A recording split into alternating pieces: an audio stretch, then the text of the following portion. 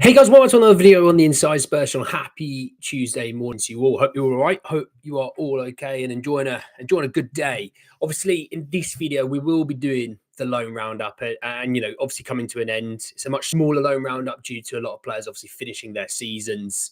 So we're talking about that. We'll be talking about interest in Manor Solomon, potentially from the French league, and what that may look like. We're also going to be talking about Spurs' Europa League run this season, the goals we've scored, the goals we've conceded, and also the game against Manchester United where we won 4-3, the goals that we conceded in that game as well. Just so you get an idea, obviously, we did the video yesterday surrounding Manchester United and the goals they conceded in their Europa League campaign. I'm talking about, is there any correlation, any recurring themes and things like that, and any things that maybe that happen that Spurs do normally have success with in their own games? So we talked about that. We'll also be talking then Spurs' side of things and how they've conceded their goals. Obviously, inside Spurs Europa League campaign, there was mitigating factors that play into it. We're playing in some games our third choice goalkeeper. Okay, so we'll sort of see what we get to that. So what we'll do is we'll start with the Europa League campaign for Spurs. Obviously finishing fourth in the Europa League phase. The top eight obviously go through. Manchester United finished third, one place ahead of us. And that was due to, I believe, a draw, if I remember correctly. Don't hold me to that. I could be completely wrong on that side of things. And good morning, Sonia, Milton, Spurs. How are we all? So looking at Spurs' Europa League campaign, it started off with Karabag at home with a 3-0 win. Now, ironically, Spurs went down to 10 men at 0-0. Radu Dragusin sent off for being the last man of the defence. If you remember, Radu, ball on the halfway line, doesn't take a good touch, doesn't try and get rid of it, pulls down the guy through on goal. Easy send-off. But Spurs score 5 minutes later due to a high press from Son. Slides it to... by Solanke, who just lays it off to an incoming. Brennan Johnson, who slides it past the keeper from the far post and reverses it. So look, again, when we talked about the things that Manchester United struggle with, it was high press, it was low-driven crosses or crosses in general, okay? The second one was from a corner. Keeper didn't come and collect it. Sarr's at the back post, who sort of, it's a volley, but it's not, it's not what you normally think of like a volley. It's like a tap-in volley. And he slides it past the defenders on the goal line to make it 2-0. And the last one was just a ball over the top down the left to Sarr, who cuts it. It gets cut back twice to Son, who shoots, poorly parries it. Solanke runs in and taps in. And again, the other thing you can notice with the Manchester United goals were the lack of defensive awareness and being switched on when it came to some of their keepers' parries, like Bayindir and Nana. Like there was multiple goals they conceded, which was just from poor parrying it out. I mean, even against Spurs, we talked about I think it was the 4-3 game. One of the goals was a parry out, and Solanke's the only one reacts and taps it in. So, there's that. So moving on to Spurs' first away game of the Europa League campaign, which is the way at Ferencváros, which the first goal really was just a bit of luck in regards to the ball's just bouncing everywhere. It's hitting any player you could possibly imagine. It just rolls to Sarr, who knocks it past the keeper from about 6 yards out. But the second one was a ball in behind for Solanke to run onto. A low-driven cross that's not dealt with that he was trying to play to, I can't remember exactly who it was. But the ball then gets to Johnson, who cuts inside and just on his left foot in off the post. And again, Manchester United didn't deal with crosses, didn't deal with low-driven crosses. And sometimes it's the second action of a cross where they somewhat struggle with. Spurs are very active to that. And then for Ferencváros's goal, the winger sort of beats Porro, whips in an unbelievable ball in. It goes past Romero in between the two centre-halves for their striker to sort of tap it in. So that was Spurs' first goal they conceded the Europa League campaign. Into match day 3 with Spurs winning 1-0 against AZ Alkmaar, who obviously we will talk about twice more coming up in a little while. AZ went down to 10 men, but that was in the 85th minute, and Spurs were 1-0 up by that point. It was definitely a sending off, by the way. It was 2 yellows. But basically, the ball literally goes over the top to Madders. I can't remember exactly who plays it, but the ball goes over the top to Madders. He takes a touch, but an oncoming Bergvall goes to hit it. He gets fouled in the process, and Richie takes the penalty and scores. And again, balls over the top. You can get this Man United side with a good ball over the top. So there's another sort of thing, a correlation, as you might say. Spurs' defeat in the Europa League came away to Galatasaray, with Spurs being 10 men down at 3-1. Okay. So the first goal is from Galatasaray. You'll remember this one because it's a free kick that doesn't get cleared very well. And the guy scores a running away to the touchline, spins, volleys it, and it goes into the top corner. It's one of the goals of the Europa League season. It's an unbelievable goal that no keeper was getting near. All right. And Fraser Forster was in goal for this game as well, by the way. I believe this was the start of Fraser Forster's period of being the goalie for Tottenham.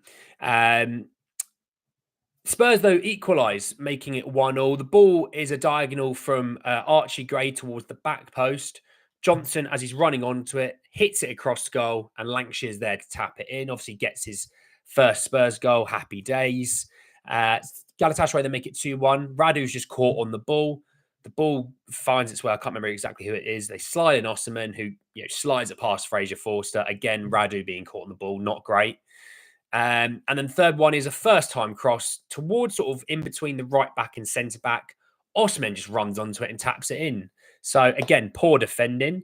Lancashire sent off for 2 yellows. Definitely a sending off as well. Rash, immature challenge because he didn't get a foul that he thought he deserved, so he lashes out. And then Spurs make it 3-2.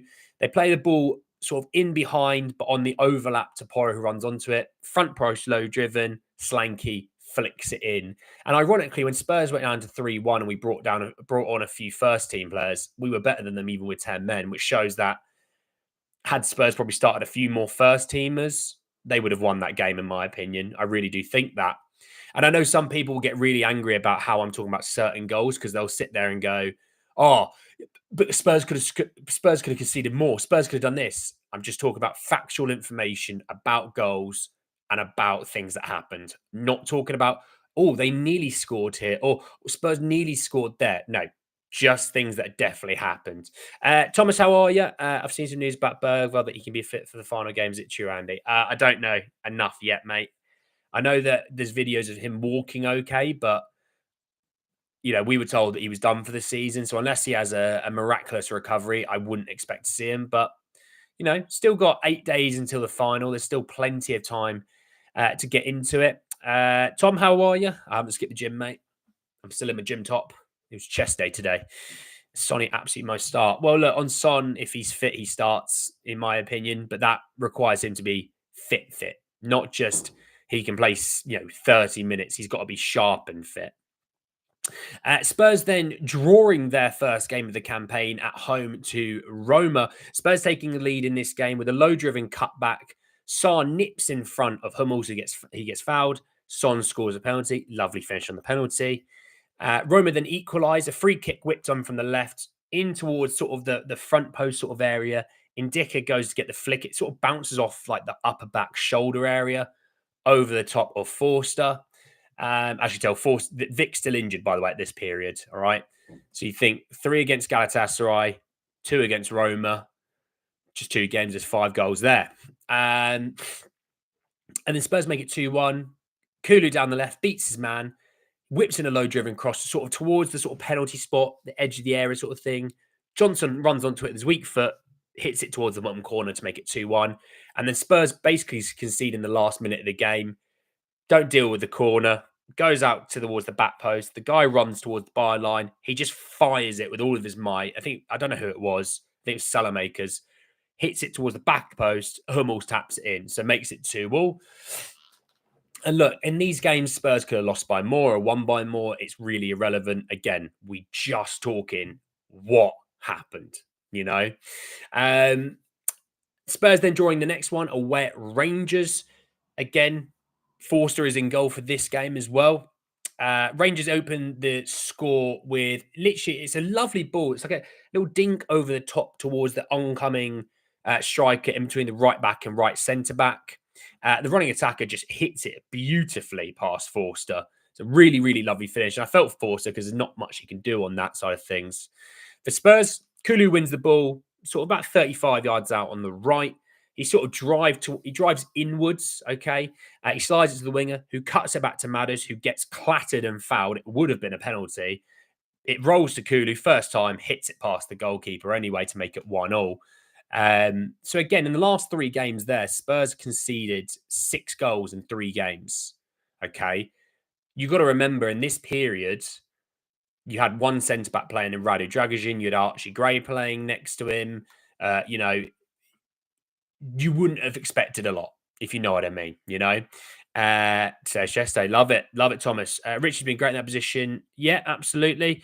I reckon we're going to batter United. Then Ange will get the sack, resign. Well, look, I don't know what will happen about the manager for next season.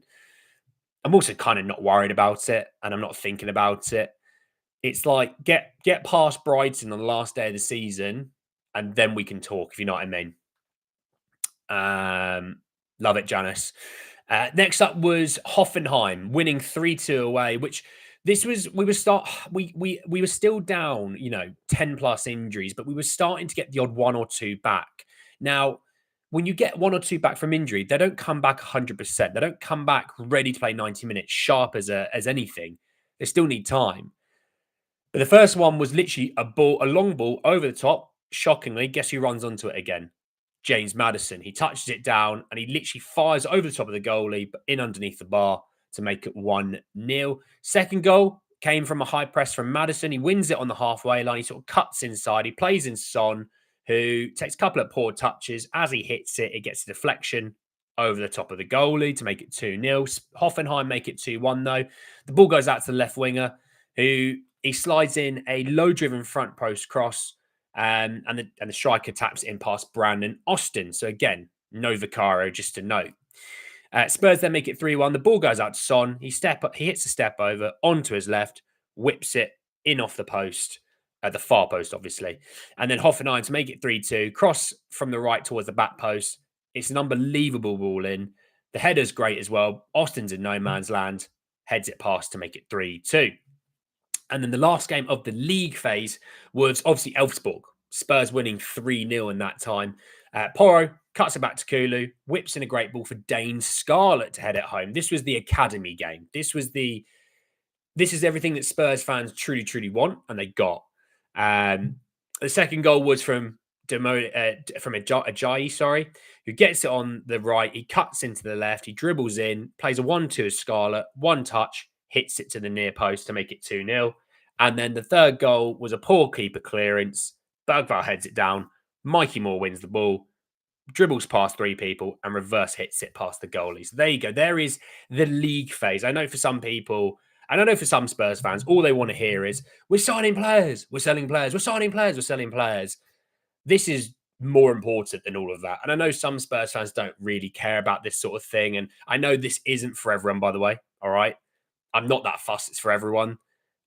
This is more credible and more important than Spurs are selling Manuel Solomon. Spurs want to sign prime Lionel Messi. You know what I mean?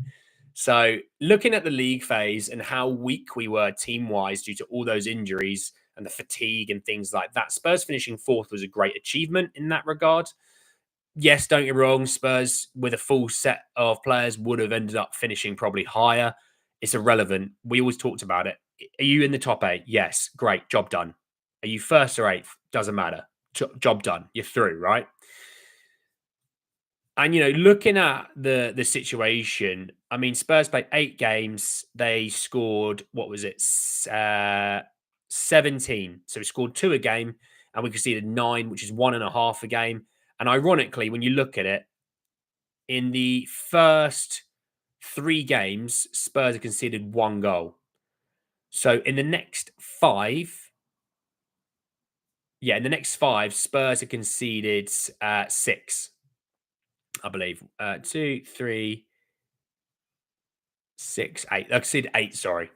Because we finished off the league phase with obviously a clean sheet against Elfsborg. So we actually conceded in the middle between match day 4 and 7, those 8 goals, which at that time, that coincides with centre backs getting injured, goalkeeper getting injured, second goalkeeper getting injured, fatigue across all the rest of the players, and up to 12 injuries.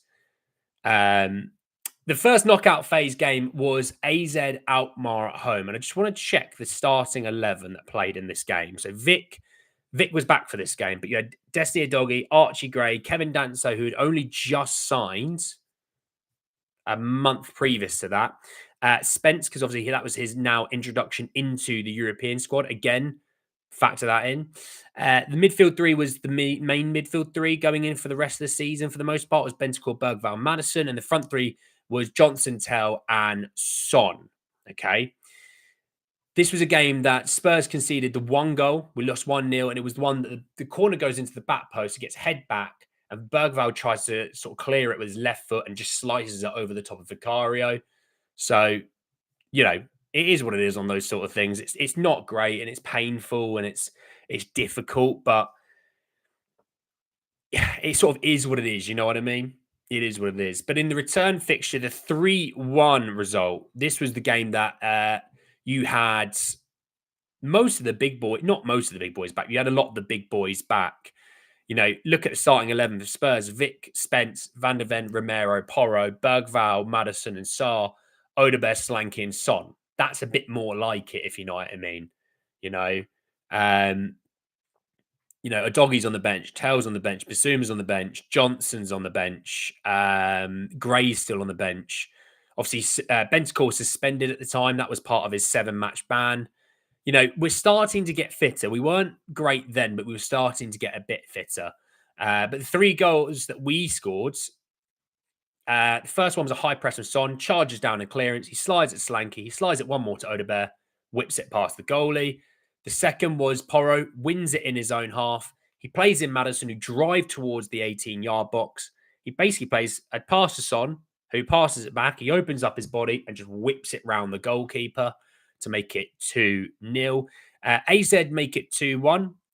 It was a mix-up between Bergvall and Odegaard. Bergvall tries to play a pass to centre-back. It hits Odegaard. The striker, one touch, unbelievable finish past Vic, who was going to get nowhere near it. And then finish it off, Matters. They play the ball into Matters. They press him. He spins away from the press, which is brilliant. He plays the ball out to Spence, who plays it to Son. It's a proper Ange ball kind of goal, this one. Spence then overlaps. He plays it back to him. Low-driven front post, which Slanky gets a touch, and it sort of bounces towards Odegaard at the back post, who taps it in to make it 3-1, and Spurs progress. So that was the first knockout phase that we had. The quarterfinals, obviously Frankfurt, who, in my opinion, of all the knockout teams, that, let's forget the 2 finalists, was the best team still left in the competition. They were the highest in their league, and they're in a top 5 league in Germany, which has obviously got Bayern Munich and Leverkusen. So fantastic. My opinion, they were the best team still left in the competition. I still think, when we were 100% fit, and I know people go, we lost these games in the league, Andy. And it's like, show me the context and then we'll talk about it. Us 100% against any one of these comp teams and 100%, we would win. Right? We just haven't been that. We aren't going to be that going into the final either. Missing 2/3 of our midfield.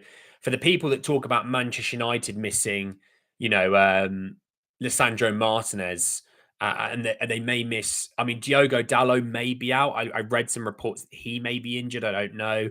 De Ligt, I think, will be back for the final, if I'm honest.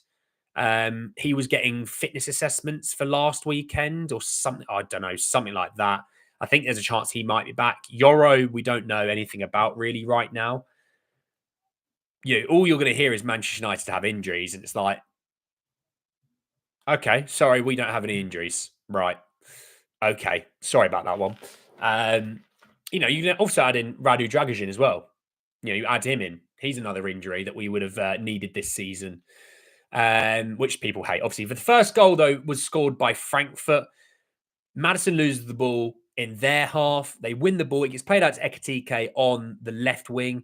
He just cuts inside. Nobody goes near him, and he just whips a beautiful shot in and around Vicario. It's an unbelievable finish. They created nothing else for the rest of the game, though, really.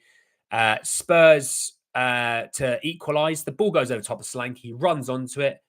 As he runs, as he's going towards the corner flag, he reverses it back to Maddison, who beats his man, whips in a low-driven cross, and then Porro flicks it to make it 1-1. And it was a game that we should have won by multiple, but you work with what you work with. Then we then had to go to Germany and get a result. And the result we did get. If you remember, the goal that we scored was a penalty. It's a long ball by Romero from the halfway line to Maddison, who gets destroyed by the goalkeeper. The fact that it wasn't given a penalty straight away shows the ineptitude of that referee. Obviously, VAR go, mate, come have a look at the TV, you absolute idiot. He then goes, oh, yeah, no, that's absolutely a stone cold penalty. He's nearly killed the man. And then Solanke obviously takes it, cool as a cucumber, finishes it. 1-0. Spurs hold on to clean sheet. Frankfurt, obviously, big goal scorers at home. Spurs kept a clean sheet. And lo and behold, when you think about Spurs keeping that clean sheet and only conceding two against Frankfurt conceding one against Frankfurt in 2 games, I was just thinking, I wonder who played at the back for them. Destia Doggy, Mickey van der Ven, Christian Romero, Pedro Porro. Oh, that's the main 4. That's the main 4 that, when we don't really lose that often. What about the first leg? Destia Doggy, Mickey van der Ven, Christian Romero, Pedro Porro. And we should have won that game if it wasn't for poor finishing. Well, they conceded 1 goal in 2 games. Yeah, they did. And we were actually keeping a clean sheet until Mickey van der Ven went off against AZ Alkmaar in the second leg. Oh, interesting. Okay. Well, that trajectory stops. There's no way those guys continue being so good defensively. Bodo Glimt, first leg, 3-1 win in this one, where we played an amazing game of football. There was about 20 seconds where we weren't great. And of course, they scored their 1 shot on target. Shock. First goal, Porro whips it across from the back post. Richie heads it back across from where it came. Johnson, free header at the back post, 37 seconds in, 1-0. The second one, Porro plays a ball from his own half, way over the top, and guess who runs onto it again? James Maddison.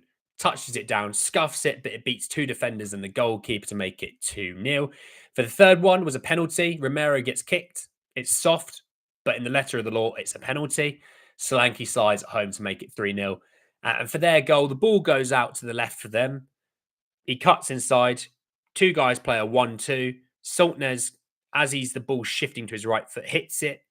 Bentacle gets in the way, bounces over the top of the goalkeeper. So completely undeserved goal in a weird way, but hey, it happened. Spurs then go into Bodo, where we were told by all Bodo fans, you're going to get slapped 4-0. You're going to be rubbish. You're going to be this. You're going to be that. And lo and behold,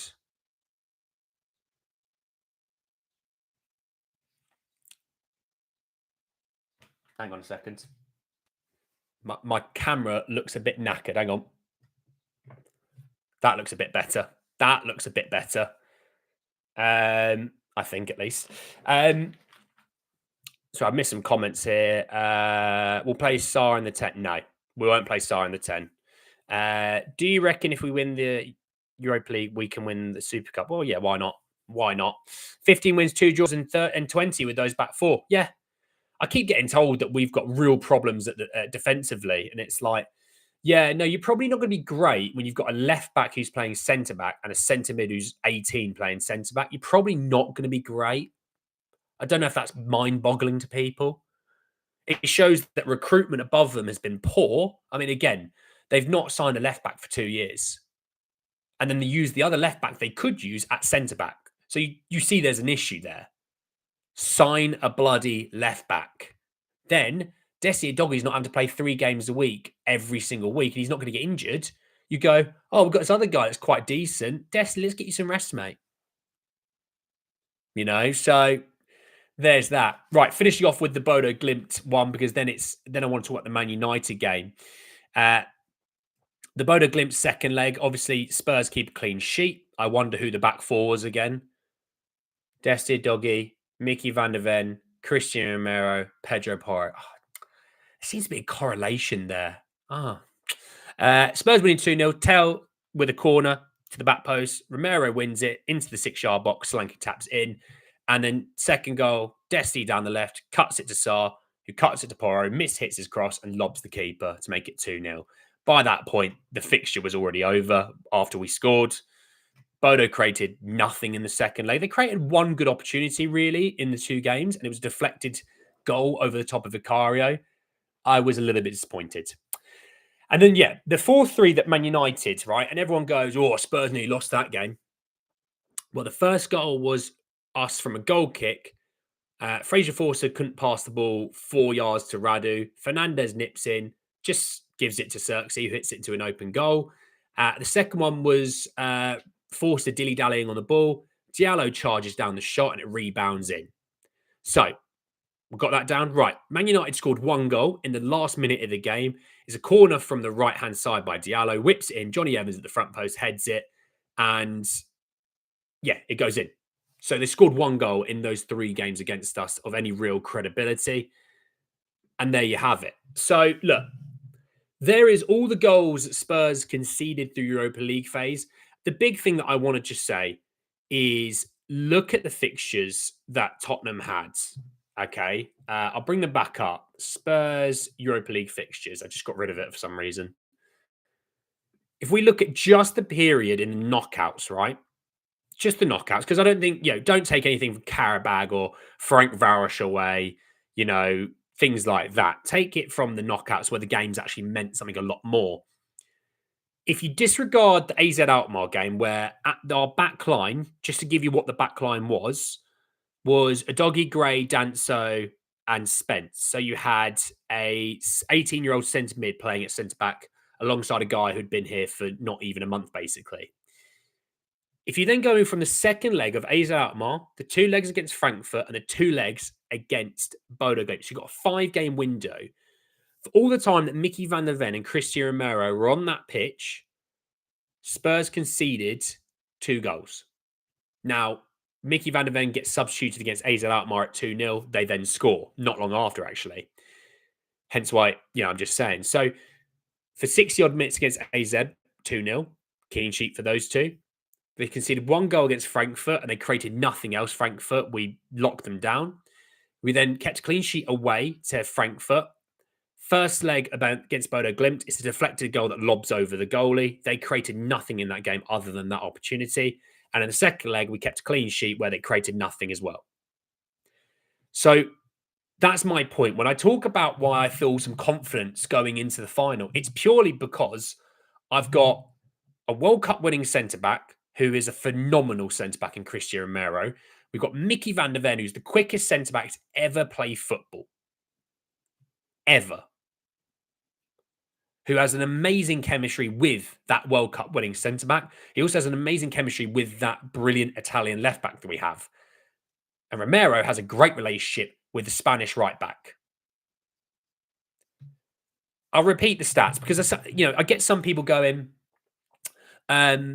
well, you say these 20 games, we won 15 and we drew 2 and lost 3. Well, we didn't play amazing teams that whole way through. Okay. 1, you play who's in front of you and you win, right? Oh, they won. Brilliant. Okay, cool. Secondly, at no point, through the whole of those 20 games, if you can categorically tell me that back 4 that played was 100% fit with no fitness injuries, they could play 90 minutes, no issues, all the things that go into it, fine. But you can't. Literally, as evidence in the Europa League run itself, you couldn't. AZ in the second leg. So 20 games played, 15 wins, 2 draws, 3 losses. They lose 1 in every 7 games, right? They win 75% of their games. I cannot stress enough how amazing and how impressive that is. If we look at the Premier League table, right? And let's just say Arsenal, right? They've had no injury issues. They've had no injury issues. Obviously, I know Gabriella has, but let's just say no injury issues. They've won 18 of their 36, so 50% win rate. We're at 75. Again, I know someone is going to cry. They've been without defenders. It's just for a chatter, okay? So don't cry about it, all right? It's just to give you an idea.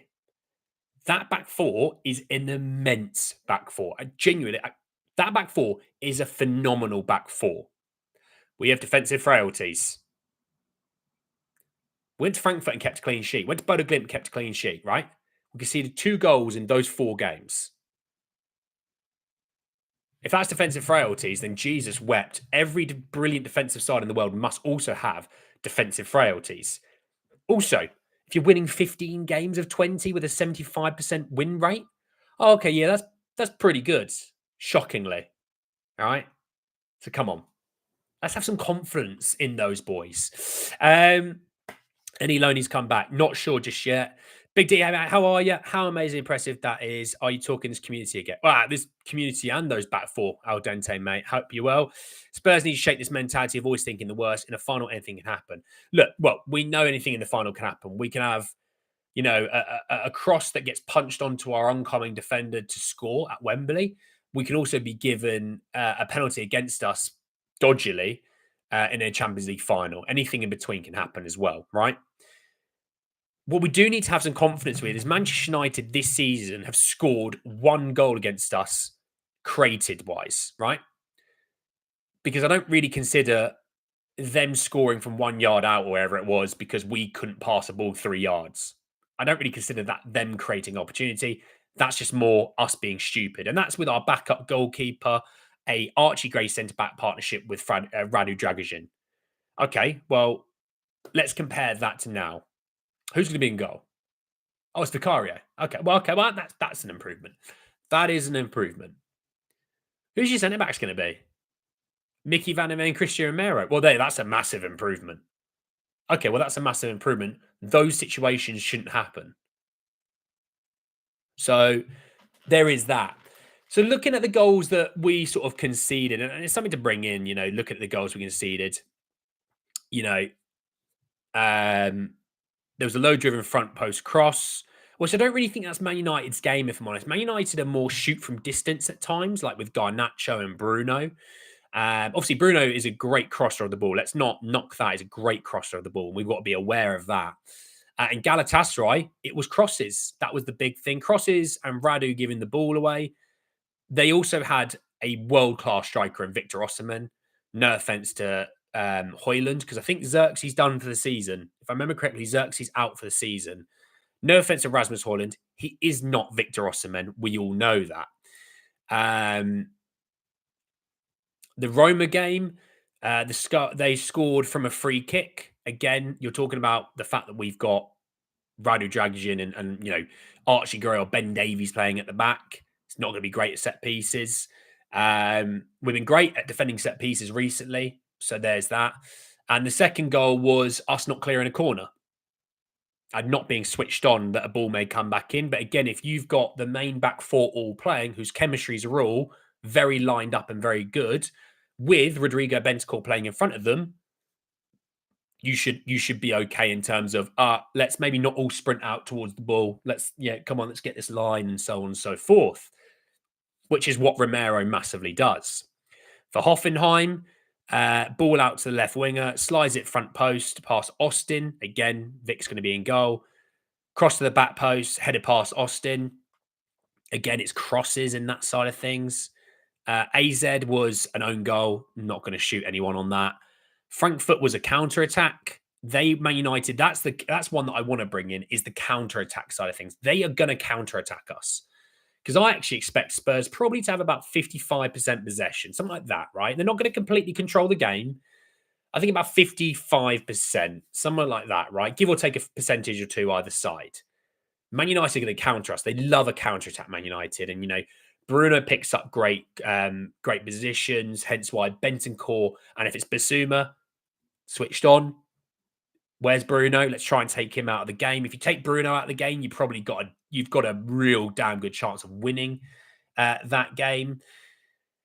Not sure what they're going to go in the midfield. They'll go the Garte, but will they go Casemiro or Mainu next to him? I don't know. I don't think Mainu's form has been very good recently. I know he's had some injury issues as well.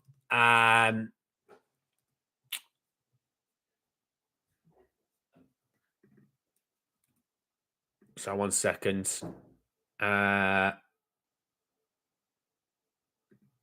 Okay.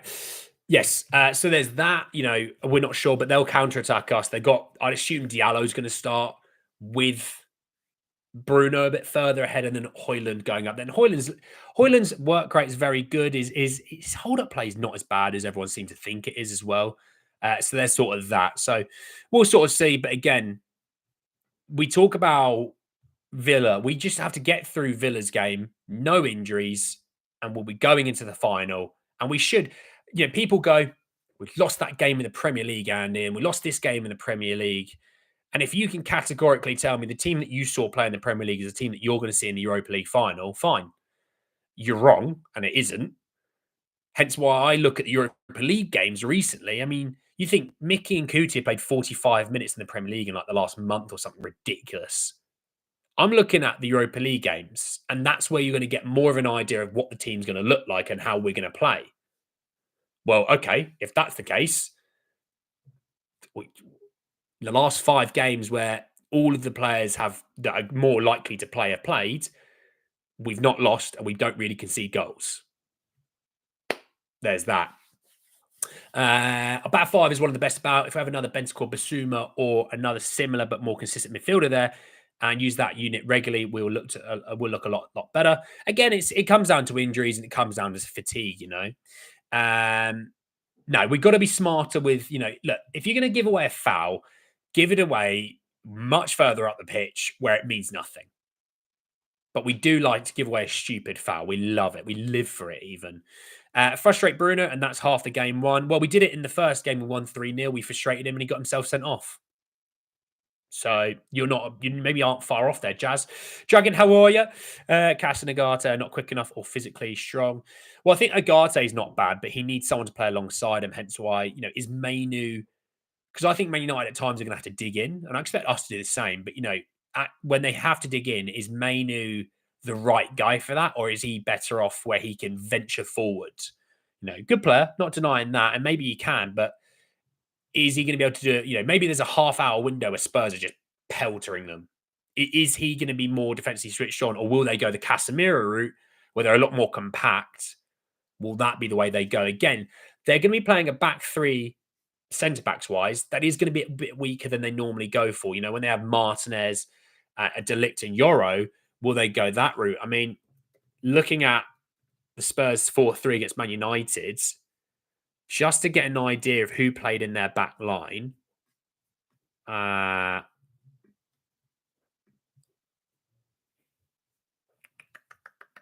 we go. Right, who played in their back line? Martinez, Lindelof, and Euro. Well, Lindelof plays now, and Euro plays with him. So that's near enough their back 3.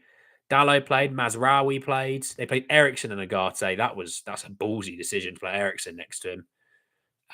What about the Spurs 1-0 against Man United lineup? Let's have a look at that quickly. Because this was in the middle of February. And obviously they had some injuries at the time. Delict, Maguire, and Mazraoui with Dallo and Dorgu. So ironically, it's going to be in and around what you've seen there. I wouldn't look at the 3-0 because it's a different manager and they play a different system in terms of who they may play. But yeah, there's sort of that. Right, let's talk about the boys out on loan. There's only a few to talk about. Leyton Orient drawing 2-2 at home in the first leg of the semi-final of the playoffs in the League One. Donnelly and Keeley both played. I mean, looking at the stats, 2-2 was probably quite fair.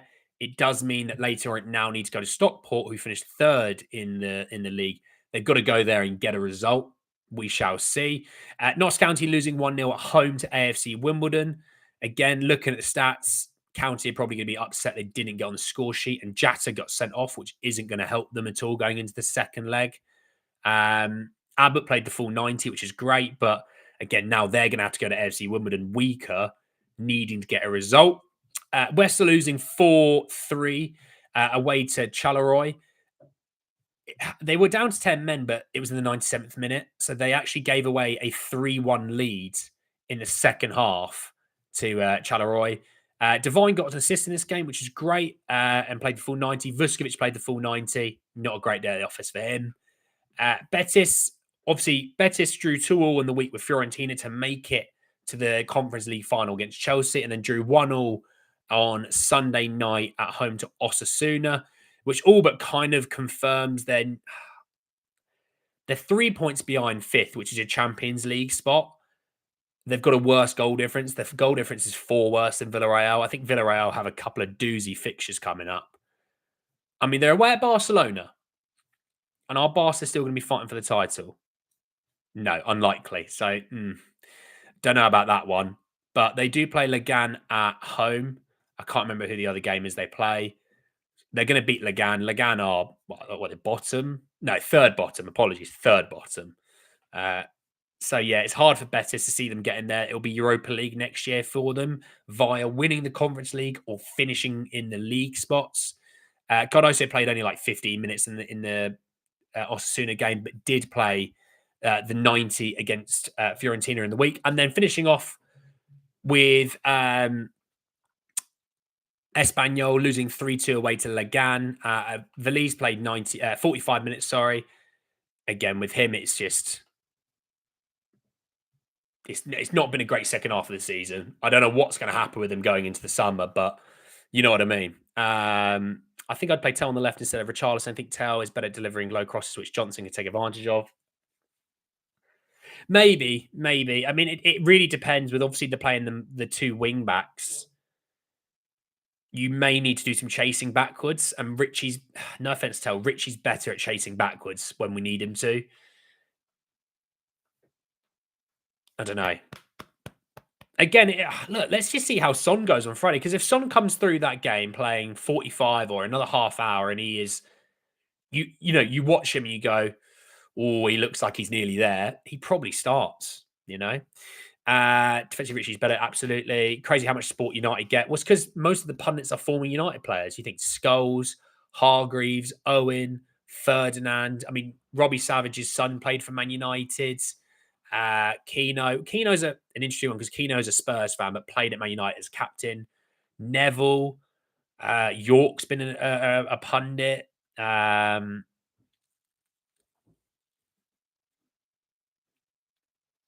You know, Rooney or as well been a bit of punditry work. So yeah, there's so many of them that have been Man United players. You know, that's why I don't really take anything of it. I was watching Paul Scholes' combined 11, and it was just the worst thing I've ever seen. For a guy who's so good at football, he does not know how to pick a football team.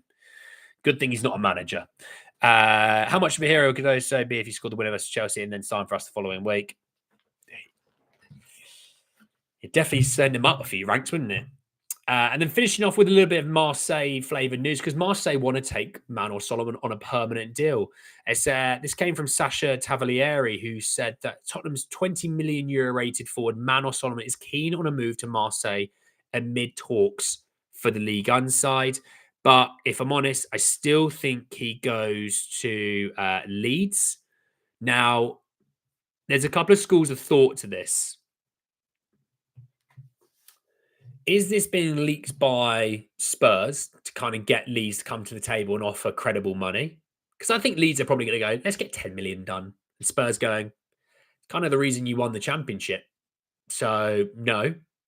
Unless you're going to give us someone in return who is one of your starters for dirt cheap. And they'll go, well, no, I don't do that. It's like, well, come on, let's come to the table and actually be adults then. I think Spurs make about 15 million on this deal, right?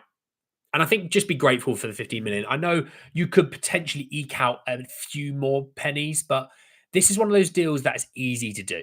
Leeds want him. He wants Leeds. They're back in the Premier League. They've got money to spend and money to burn. It just makes a ton of sense. Now, if Marseille come in and offer, 17.5 million, you accept it as well. You go to Manor. Where do you want to go, mate? And if it's Leeds that you want, so you're getting 15 million, then it's 15 million. You know what I mean? I just think get the deal done. If there's talk about Spurs maybe having, cash flow issues, well, this is one of those cash flow deals that you can get done that's going to ease it. Højbjerg gets sold in the summer. It's another one that's going to get done and it will ease it. Brian Hill expect to be sold this summer. That will ease the cash flow issues that you may or may not have. So it's an easy deal. Get it done. Move it on. Again, if you wanted Marseille, that's another story and you might make a few more quid out of him. But in reality, I think he I think he just goes back to Leeds permanently, personally. So we'll sort of see on that side of things. Obviously, we probably only got another couple of weeks of the loan roundup still to do. It's obviously getting shorter and shorter, and it might get even shorter after next video due to, if Leighton Orient and Notts County don't make it through to the final of their playoffs respectively. We'll see. But what we'll do is end the season, we'll do a proper little roundup of all the players out on loan, the good, bad, the ugly. Talk about who maybe has a chance to play more minutes in pre-season with Spurs next year, who probably is going to get sold, who may go back out on loan. We'll talk about it all. There's so many potential options to go for there. We shall see. I think what we'll also do is we'll also be waiting to hear really more injury news coming out of the situation for Spurs, and obviously Lenny Euro as well. We'll have to wait on that. Again, I've not seen anything on Euro yet. I think they're keeping it quite quiet for now. Obviously, he went off on the weekend and went straight down the tunnel. It's not serious, but obviously him being serious or him being injured for 2 weeks is the same sort of thing because it's a season ender. Just looking, there's nothing really still coming out about him. Obviously, we'll keep an eye on De Ligt as well because, again, there's a possibility that he may be back for it. We'll see about De Ligt. I don't think there's anyone else in their team that is going to make a comeback for the final, barring De Ligt. Dalot maybe as well. So De Ligt and Dalot and Yoro will be the main three. I don't know if all three will make it back. There's skepticism surrounding Dalot. He may be done for the season with a calf issue. Obviously, you've got to take calf issues seriously because it obviously could lead to something a lot more serious than just a calf injury. But De Ligt, again, and Yoro, we'll see.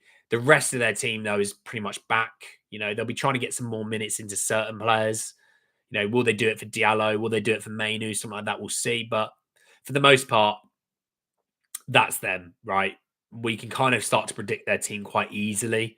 For the most part, there'll be the odd one or two that you kind of have a bit of an and an about, but we'll sort of see. But again, we'll probably do a bit of analysis towards the actual final, maybe on Thursday. We'll talk through it, key battles, just a bit of an early chat, an early look ahead. Obviously, we'll do the preview for the final on Monday, the proper preview for the last one. Obviously, preview tomorrow for the Aston Villa game. We play Friday night, so we'll do the preview for Aston Villa tomorrow. And obviously, last minute thoughts on Friday to come out with that. But yeah, Thursday, I think we'll do a proper not a proper preview, but we'll do an early preview, an early look ahead to the Europa League final. But we'll see about that. We'll see about that. But look, please, and by the way, thank you so much for watching. Thank you so much for the support, all the comments, everything. As much as this season maybe hasn't been great in terms of me being in front of a camera and talking about, oh, we lost this game and we drew that game, we haven't won that. I've enjoyed all your support so far this season. You're absolute legends. But we'll be back tomorrow to do that preview for Aston Villa. We'll be back to hopefully talk some real opportunity and positiveness when it comes to certain players. Thanks for watching, everyone. Go and enjoy the rest of your mornings, your afternoons, your evenings, wherever you are in the world. And I'll speak to you all tomorrow to talk a lot more about Tottenham. Take care, everyone. Peace.